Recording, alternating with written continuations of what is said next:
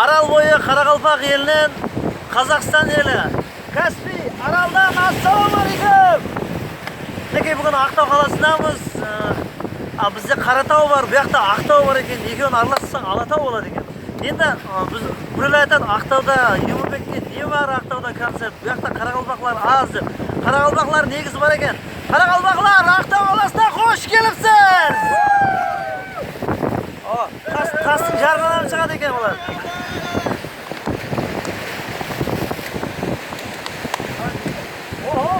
Бүгінгі байрамда, байрам Пердебай.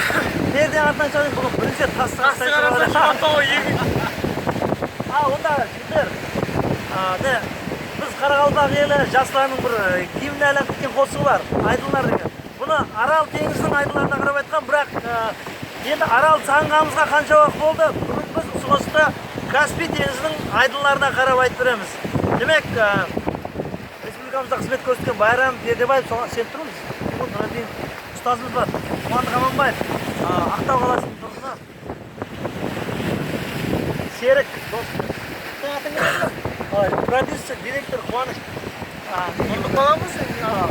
Камерада тұрған шер деген жігіт. Операторы. Демек, жігіттер, айдынлар ол, жаңа айтамыз ғой, Каспий теңіздің айдынларына қарап айтамыз, бұл бізге Арал теңізінің естіп шақырып тұрады, Арал. Жақсы деді. Или Аралдың бойында да айтамыз бұда қалесе. Кеттік қана жігіттер. Есіп сені үйдеші